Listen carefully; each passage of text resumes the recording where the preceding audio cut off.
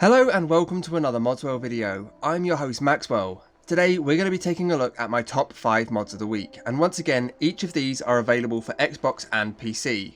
Before I begin, I just want to let everyone know that I'm moving back to England over the next few days. This might make me a bit slower at responding to any questions. I have a video or two set up and ready for next week should I need it. Wish me luck. With all that being said, let's just dive right in. In 5th we have SKSE for Xbox. I know you're wondering how this is only in 5th. It's SKSE, it's what we've all wanted for ages. Yeah, it isn't that SKSE, and I want to get that out as quickly as possible. Anyone who fully read the description will know this isn't the script extender, however it is an extension on Violence, the kill move mod, allowing for more new types of clip kills. This is Samurai Kill Move Special Edition by Julsun. It's going to allow for more slash, bash and trip type attacks. Perfect for making your game look cooler and feel more fresh in combat. To get this mod working, you have to place it underneath Violence in the load order. Open up the Violence setting and change the kill move types to customized. At this stage, I believe everyone has used Violence and is somewhat familiar with its menus, but for those of you who aren't, the menu is already in your inventory. It comes in the form of a book and it is incredibly easy to navigate. However, if any of you need any help, please don't hesitate to ask, either here or over on the Discord. SKSE for Xbox is going to cost an extremely fair 42.8 kilobytes, so it's easily going to fit into any order. I'd love to see more extensions for kill moves, as I feel like I've seen them all enough times now, and as they make for awesome screenshots and thumbnails, the more the merrier in my opinion. Moving on to 4th, where I've chosen Revamped Quivers by the Master. This mod, as I'm sure you've guessed, completely reworks the textures of the quivers. This includes arrows, bolts and spears, basically any wearable projectiles. I've always been very vocal about how much I love quivery textures. As someone who crutches heavily on sneak archery, having something that looks great hanging off my back really is a must. Each and every set has been designed to fit in with their vanilla aesthetic, but just much better. Take the Daedric arrows for example. These retain their colouring with the Daedric text written all over them. This is going to be a great mod for any archer out there, but realistically it's going to make your overall game look better regardless. Arrows and bolts are heavily overlooked when it comes to modding, and even the big packs that cover weapons tend to just leave them out, but for people playing in third person, they're so noticeable all the time. The best we tend to get is new positional mods like BFQ or WOB, which by the way work perfectly well with these new textures. If I had to say any flaws in the new quivers, it's simply the size being the same as vanilla, feeling that little bit too large. Naturally this isn't a deal breaker and you'll be seeing this in my next order, but if we ever see a small tinkering for slightly smaller quivers, I will be a happy man. Seeing as this mod comes in at supremely reasonable 16.8 megabytes, I can hardly grumble. Place these above mods like Nordwar UA that retexture arrows, unless of course you would prefer to see these. There's very little that conflicts with this, so you will be able to just plug it in and play. I'd be very interested in hearing all of your favourite arrow setups, so do be sure to leave those in the comments below. Moving on to 3rd, where I've decided to go for the Soulsborne collection by Pradith. This mod is going to add in 7 brand new weapons to the game, each with different variants and crafting stages. We also get a shield, 2 lanterns and an outfit. There really is a ton on offer here, but I'm going to start by looking at the outfit. This is the Plague Doctor's clothes, which come in clean and dirty, or if you're using dirt and blood, it comes in dirty and dirtier. The Plague Doctor outfit is a popular getup as it's just so creepy. It's based on medieval physicians who were tasked with handling the bubonic plague. Often seen as a foreboding sign for people to leave the area, these have become a symbol of death, especially to the modern person. Nowadays, sets like this are mostly worn at Halloween or in video games to turn the creep factor up, and that's certainly the case here. Alongside this outfit, we also get a cane in clean or dirty to match the getup. This comes in either an axe or sword style and is mostly going to be helpful with getting horror or gothic pictures. But not everything in this pack is superbly dark. We also get the Holy Moonlight Greatsword. This comes in 3 stages of crafting.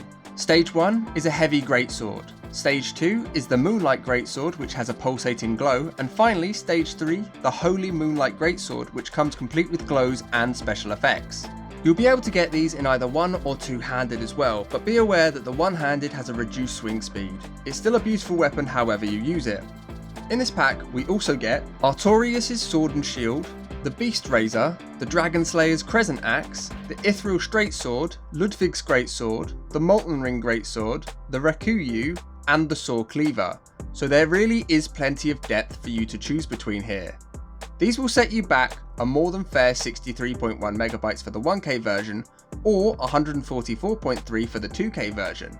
Honestly, both of these costs are merited, so choose based on how busy your order is. I'm going to be using the 1K going forward as I really enjoy this set, but the fancier of you out there may prefer the 2K. Moving on to my second favourite mod of the week. Here I've opted for Reprisal, Vanilla and Summermyst Enchantment FX. This mod, as I'm sure you've guessed, is going to be showing off those fancy enchantments you have on your weapons. Think of this as the successor or contender to visually animated effects, which by the way is a mod I love and I am really intrigued to see something actually contending with it. So let's take a look. Reprisal is a mod bundle consisting of works from Sea Enchantments SSE, overflowing magic animated enchantment effects and realistic enchantment effects. This combination leads to some really amazing visuals on your blades. It even takes into account any dual enchantments. The flames and lightning in particular really stand out to me and move in such a way that makes the blade look and feel actually magical. The graphical fidelity is outstanding and the original authors can be extremely proud of their work, as can Substill, who put this package together for us over on Xbox. I found this to pair extremely nicely with mods that make dungeons that bit darker, as the weapons you're now using somewhat help to lighten the way. This is creating some really dramatic moments and I hope you all experience these too. I'm really surprised at the depth of this mod and the coverage of FX. When you consider how many vanilla enchants there are and then couple that with Summermyst, you have a lot to visually cover. So far I haven't seen anything missing and that's extremely required in my eyes.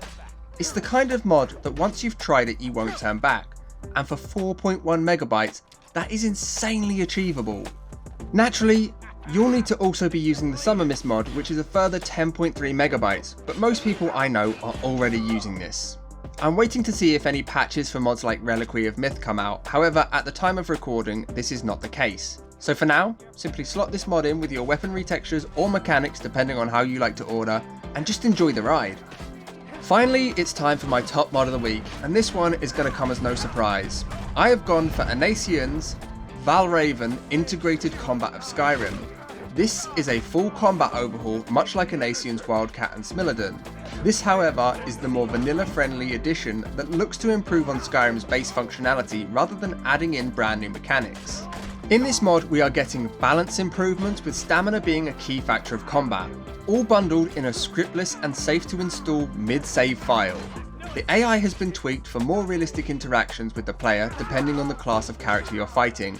A warrior will be more aggressive, but an archer or mage will be more passive and look for a better way to attack. You'll instantly notice combatants using the correct moves to assault you, as in breaking blocks and interrupting shots or spell casts. Overall, the AI is one of the features I've always loved in NA mods, and this feels no different. I'd argue it actually feels smarter than Wildcat or Smilodon does as well. On top of all this, there's a change to how we regenerate our stat pools. In vanilla combat, the attributes would regen at 35%, however NA has actually increased this up to 50% to allow for more consistent combat against larger groups without overpowering the playable character. To somewhat mitigate that boost however, we now have a 2-second regen pause after fully draining the stat. This means watching your bars and managing your resources is going to be extremely important in winning any fight. This is an increase from the vanilla 0.5 second pause, and it's instantly noticeable. All of these stats regenerate 25% faster when outside of combat, allowing for you to catch your breath before moving on to the next thing. In terms of stamina expenditure in combat, this is actually lighter and softer than either of NA's other mods. Having a drawn bow or swinging a weapon will still cause your stamina to fall. When it's out, you'll be slower and lose 5 carry weight, so for you Kleptos on the edge, be aware of that. And like his other mods, you'll receive some severe stagger when it's all drained. This mod also includes attacks of opportunity, meaning you can interrupt or be interrupted when using a move that requires concentration, such as drawing a bow, and if you're hit during this time, you'll stagger more easily and receive more damage. So far basically everything feels like a slightly watered down version of his other 2 mods. But after further inspection, you'll notice things like increases and decreases to movement speed, turning circles and weapon ranges that feel more in line with realism. You'll notice damage resistances cap out faster here than it does even in the vanilla game. This is par for the course, as even your block percentages are down. This all ties in to make a real feeling combat whilst also speeding up battles by removing some resistances that really only cause annoyingly slow fights in the game. Even using magic feels deadly with this pack, and that's something I search for in every single combat overhaul. Not only does the stamina cost for combat bring mages back into contention, but also the increase in damage from dual casting means that you can wipe tanky enemies quickly, although your magic bar will fall fast if you do this. I am extremely impressed by the quality of this mod and how it improves the game's combat without making you skate around aggravating scenarios and long slow drawn out battles. It doesn't seek to create damage sponges, only to make a more enjoyable experience. And whilst it misses out on some features that I enjoy, such as injuries to yourself and others, I have to call this his best combat overhaul. And as it only costs 69.9 kilobytes, I can see this featuring heavily in people's orders.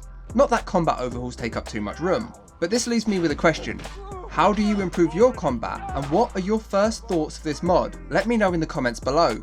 But until then, I'm gonna call it. Hopefully I'm in England now and I'll be able to respond to messages, but if I'm not, I promise I will as soon as I can. If you'd like to find another spot to talk to me or other like-minded lovers of the game, then please check the description for a link to my Discord server, as well as all the mods mentioned in the video. I have included the PC links as each mod is available for both PC and Xbox. If this has helped, I would as always appreciate those likes, comments, and of course subscriptions. You'd be doing me a huge favour. Either way, thank you for watching and I hope to see you in the next one.